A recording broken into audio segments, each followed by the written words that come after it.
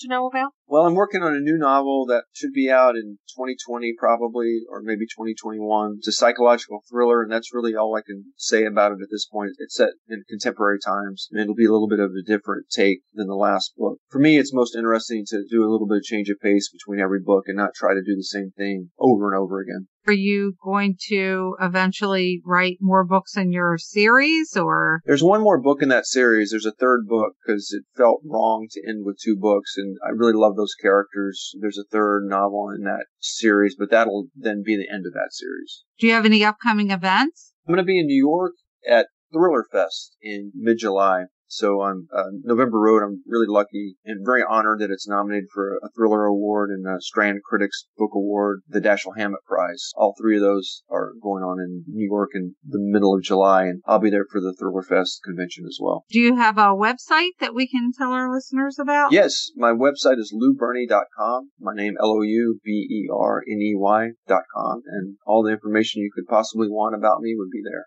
Very simple. Well, we will definitely update our show notes with that information. And Lou, when you write your psychological thriller, we would love to have you back on to talk about it. No, I would love to do that. It's been such a pleasure, and these have been such good questions. I really appreciate you taking the time to have me on and give me this opportunity. Well, thank you for writing such a great book. We just thoroughly enjoyed it. No, thank you so much. Well, you enjoy the rest of your day, and thank you. Thank you all so much. I appreciate it. Thanks so much. Bye-bye. Bye-bye. Well, I have to say, I was the first of the 3 of us to read November Road. And as soon as I did, I contacted Kathy and Ann and told them we have got to get Lou and this book on our show. It was such an amazing read. It really, truly was. It was definitely not your typical mystery or crime story, rather. Lou just did a fantastic job writing about it. I was born in the 60s, and I don't necessarily remember the 60s because I was so little. It just had such a vibe to it. The characters in the book were so well developed that you truly cared about each and every one of them. Charlotte's journey and Frank's journey, it was just so beautifully done. And I see what he means about if he would have left them in a small town. It wouldn't have had nearly the opportunity to develop into this beautifully adventure that they were on. That's definitely true. I can't imagine it in any other circumstance than how he drew them out, and I couldn't see the ending coming. No. And that was another part of the book that I liked. The whole time, Frank Guidry is not a nice guy. By the end, you are rooting for him to get out of the situation that, well, he's kind of put himself in this situation and dragged Charlotte and 2 kids into it. Definitely. And his intentions with Charlotte was not always with the best intentions, but he grows to truly care about them. Without giving away too much of the ending, he does the right thing. Yes. Set against the background of JFK's assassination was, I think, inspired. Yeah, I mean, how his mind wrapped that together, it was so beautifully done. When I first picked up the book, I was like, I don't know if I'm going to like this. The cover kind of said something about JFK, and I thought, oh, am I so glad I read this book. Yes, it's not about JFK at all, but it does take place right at that time. There are some elements that link the JFK assassination into the story, like Kathy said. That doesn't necessarily mean the story is about the JFK shooting. It's just kind of the backdrop. If you have not read November Road, I think this is going to be the one time. Go get this book. You will not be disappointed. I'm sure it's available at any bookstore, or, of course, Amazon has everything. Or Audible, or your local library, and definitely your local bookstores. This would be a great opportunity to check them out. Well, now I think we have some time for a book report. Anne? The book I'm going to report on is A Tale of Two Murders by Heather Redmond. It's a very compelling story, and I enjoyed it quite a bit. It's 1835, and Charles Dickens is a 22-year-old journalist who is struggling to make his way in the world. He is working for a newspaper, and he's very poor, and he has to visit friends in order to feed himself, take advantage of their hospitality. So he just shows up for dinner. Right, or gets invited to dinner. As this book starts, he's enjoying the company of Mr. Hogarth, who's the editor of the newspaper where he works. He joins them for dinner, and Mr. Hogarth's daughter is 19-year-old Kate. He has a crush on her. Of course, he can't act on that crush because of the different customs at that time. Well, it's the boss's daughter, And right? that's the boss's daughter. But the boss seems to like Charles and sort of kind of turns his head at different things that other people wouldn't. Well, they're eating dinner and they're having a gay old time. And all of a sudden they hear screams coming from next door. Mr. Hogarth and Charles go running across the yard to the neighbor's house. And they find 15-year-old Christiana Lugoson, who is the daughter of Lord and Lady Lugoson. And she's lying on the floor, very ill. And they don't know what's wrong with her. They help her up. Charles carries her up to bed. But by morning, the girl is dead. Oh, no. But they don't know what she died of. Well, Charles is very intrigued by this mystery. And Kate, the 19-year-old boss's daughter, she's intrigued by it too, so she wants to help Charles investigate this death and find out what happened. They find out that 1 year ago exactly to the day, another young girl died under the very same circumstances. She became ill and died within a couple hours. Egads. On the same day on the other side of town. Oh, my goodness. But they never found any reason for her death either. Mystery puts the young couple into investigation mode. I feel like I'm a young girl and my mom's telling me a story. Yeah, well, she is. The book takes Charles to the extremes. He goes to the society, the Lord and Lady's house, the manor. He goes to visit friends of the Lord and Lady. And then he goes back to his own house, which is a hovel.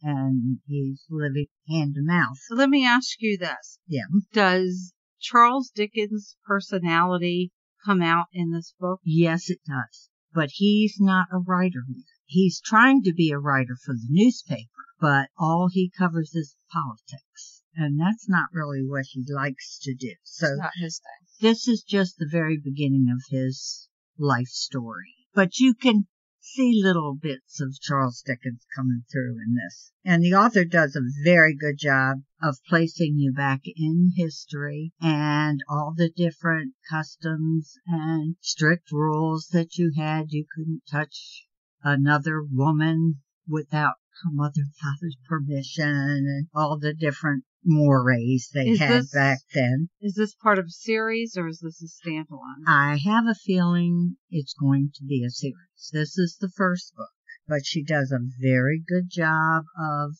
combining elements of Charles Dickens' real life with this fictional character. So it's very well written. Now, Heather Redmond is an author of commercial fiction, and she also writes books under the name of Heather Highstand. She was first published in mystery, then she took a big detour through romances before returning back to mysteries. Good girl. Yeah. Her last known British ancestor departed London in 1920, but she is still a committed Anglophile. She's a Dickens devotee and a lover of all things 19th century.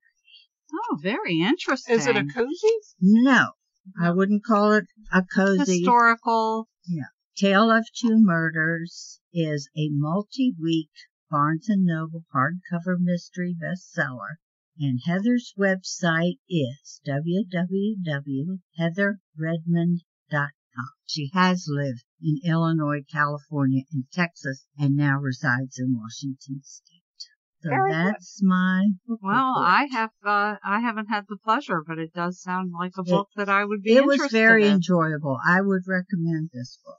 I look forward to the next one in the series. And I know Hopefully there'll be another one. I know we have quite a few fans of our podcast that enjoy historical mysteries. So there you go. Mhm. Definitely. Thank you, Ian. Okay, well now we're on to Booklist. Put out their year's best crime novels for 2019. So we thought we would share what those are with you. So if you're looking for some books to read, you might want to add these to your list. Okay, so the year's best crime novels. Body and Soul by John Harvey, put out by Pegasus Books. The Border by Don Winslow, put out by Morrow. The Bouncer by David Gordon, by Mysterious Press. The Feral Detective, Jonathan Lethem, by Echo Press. Give Me Your Hand by Megan Abbott, put out by Little Brown. The Infinite Blacktop by Sarah Graham, put out by Atria Books. November Road by Lou Berney, put out by Morrow. Red, White, Blue by Leah Carpenter, put out by Knopf Books. Transcription by Kate Atkinson, put out by Little Brown. Unto Us a Son is Given by Donna Leone, put out by Atlantic Monthly. And out of those lists, these are the debut authors that you may want to check out. Blood Orange by Harriet Tice, Grand Central Books. Cherry by Nico Walker, Knopf Books. Death in Paris, Amelia Bernhardt, Crooked Lane Books. The Good Detective, John McMahon, Putnam Books. The Lost Night by Andrea Bart. The Night Olivia Fell, Christina McDonald, Gallery Books. The Plotters, Un Soo Kim, Doubleday. Restoration Heights, Will Medeiros, Hanover Square. Save Me from Dangerous Men, S.A. Lulchuk, Flatiron. And last but not least, Strange Ink, Gary Kimball, Titan Books. And if we've butchered your name, we are very sorry. If you are looking for some good summer reads, hopefully we've enticed you with some of them. I will tell you, we just had the honor of interviewing Lou Berney, and S.A. Lelchuk will eventually be on the show too. Stay tuned for that. That is bringing us closer to the end of our episode. But before we go, we have something very exciting to talk about. So we wanted to send a big shout out to our latest Patreon patron, Art Kilmer. Signed up just this past week, and he told us a few months ago he was looking for some book club podcast, and he came across the Dark and Stormy Book Club. Imagine that. And he says, if you love mysteries, this is a great podcast. We're blushing. The host of this show made my TBR list expand to such a size that I may not ever read them. Don't worry, that's a good problem to have. Well, we are thrilled that Art has decided to join us. Now that he is one of our patrons, he has direct access to us through our Patreon page. And if you would like that opportunity, you can find us at patreon.com/darkandstormybc. We would appreciate anything anyone is able to give. And one thing that's super important to us is that we build a community full of like-minded people who love a good whodunit and want to join us on this journey. And let me tell you, if you decide to join us in this journey, you will find some amazing authors. We cannot tell you how many authors that are out there that write wonderful books and nobody knows about them. So we are searching for them, and we have found great ones. And we surprise ourselves all the time of authors that we haven't even heard of. Every week we're like, wow, you have got to read this. This is amazing. So join us and find out about all these authors and grow your to-be-read list. Definitely. Ours is so big, we could probably read from here to the moon. Easily. There's just not enough time to read all these books, but we're trying. Yeah, we're trying very hard. Again, you can reach us at itwasadarkandstormybookclub.com and sign up for our newsletter there, and which is coming out next week. the first of every month. You can click on any episode to listen to them there. We are on Twitter and Facebook and Goodreads, and we're